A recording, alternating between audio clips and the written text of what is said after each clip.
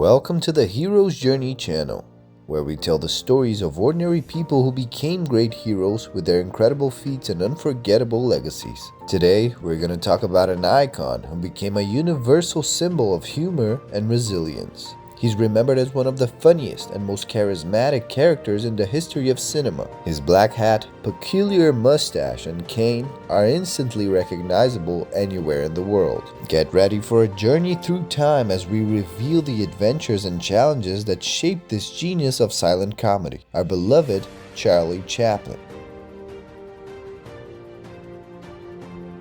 Our hero today didn't have an ordinary childhood full of laughter as one might imagine. Born in 1889 in London, his life began with challenges that would seem unsurmountable to many. From an early age, he faced extreme poverty and a life full of uncertainties. His father, an alcoholic singer and actor, abandoned the family when he was still very young. His mother, a vaudeville actress, struggled to support Charles and his half-brother Sidney, and her fragile mental health prevented her from maintaining a stable job. Imagine a small, frail boy wandering the streets of London, often with nothing to eat. It was in these alleys and streets that he learned his first life lessons. The need to survive made him develop a sharpness and a sense of humor that would become his greatest weapons. Despite the difficulties, his mother always believed in Charles' talent. She encouraged him to imitate people they met along the way, helping him cultivate his observation and mimicry skills. It was precisely in the moments when his mother could still perform in the theater that Charles found his first stay, hidden behind the curtains, observing and learning every movement, every expression. In fact, one night during a performance, an episode marked Charles' life. The 5-year-old boy was watching his mother perform in the vaudeville theater when, in the middle of the show, her voice failed and she couldn't continue. The audience began to grow restless and impatient. Desperate to save the situation, little Charles was pushed onto the stage by the theater manager. With evident nervousness but also with surprising courage for someone so young, he began to sing a popular song of the time. His sweet and captivating voice quickly won over the audience. The laughter and applause he received were a blessing to his young and suffering soul. Right there, he realized the power he had to entertain people and bring joy,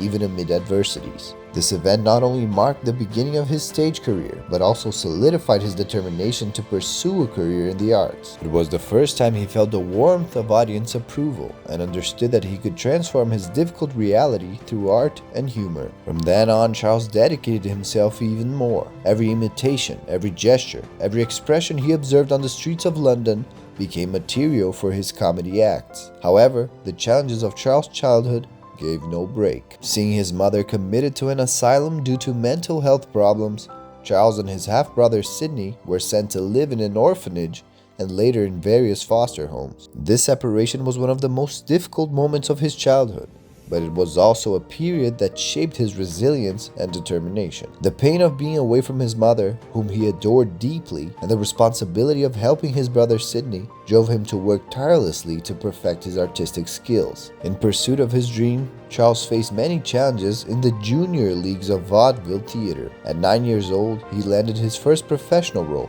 but it meant working in a demanding and competitive environment where opportunities were scarce and failures frequent.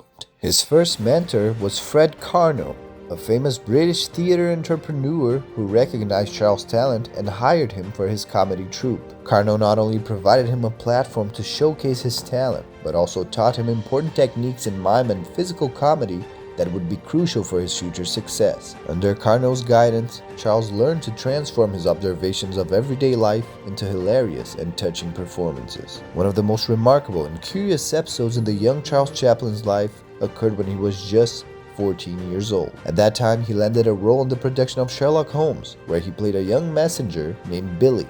The Sherlock Holmes production was one of the most renowned of the time, and acting alongside established actors gave Charles not only visibility, but also the chance to learn from some of the best in the field. During one of the performances, something curious happened. Charles noticed that one of the lead actors was late to enter the scene. Without missing a beat, he improvised, adding a few lines and comic actions that kept the audience entertained and prevented the show from losing momentum. His quick thinking and ability to keep the audience engaged not only showcased his talent, but also his ability to think quickly under pressure. This episode not only highlighted Charles to the producers and directors of the play, but also solidified his confidence in his ability to improvise and entertain. It was a moment when he realized the power of humor and creativity to turn difficult situations into opportunities. Furthermore, this professional theater experience helped Charles develop a rigorous work ethic and a deep understanding of the art of acting. It was one of the first times he clearly saw the path he wanted to follow, reinforcing his commitment to becoming a great artist. One of the most notorious episodes was when Chaplin was accused of being a communist sympathizer. In 1952, while traveling to England for the premiere of his film Limelight, Chaplin was informed that his American visa had been revoked. This blow was one of the hardest of his life, as he found himself exiled from the country where he had built his career. Chaplin also faced difficulties in his personal life, with several tumultuous relationships and public scandals. His marriage to Leda Gray, which began when she was just 16, ended in a bitter and highly publicized divorce. These personal scandals often tarnished his public image and caused emotional stress. Additionally, he faced initial criticisms and rejections in his career. His film The Great Dictator, a scathing satire of Nazism and Adolf Hitler, was controversial and risky at the time of its production. Chaplin received threats and criticism for tackling such a sensitive topic, but he stood firm, believing in the importance of his message. After his exile from the United States, he settled in Switzerland, where he continued to create and direct films. In 1972, 20 years after his exile, he returned to the United States to receive an honorary Oscar, receiving a standing ovation from the audience, a belated but well-deserved recognition of his impact on the film industry. Charles Chaplin reached the pinnacle of his career with a series of films that became cinema classics. The Kid, Modern Times, and The Great Dictator are just some of the milestones of his brilliant career. Each film not only showcased his unique talent for physical comedy, but also addressed important social themes, mixing humor with social critique. Even without saying a word, Chaplin captivated audiences with his exaggerated facial expressions and graceful movements, becoming a master of mime. He not only acted, but also wrote, directed, produced, and even composed the music for his films, controlling every artistic detail to create cohesive and innovative works. Chaplin was also an innovator in the film industry. He was one of the co-founders of United Artists, a studio that allowed artists greater control over their work, a true revolution at the time.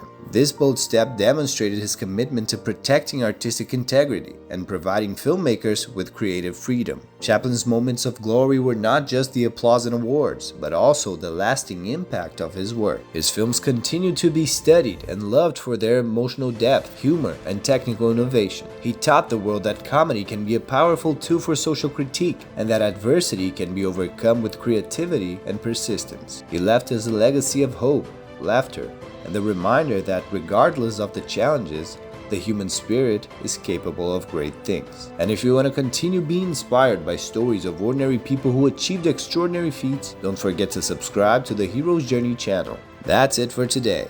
I'll see you in the next episode of Hero's Journey.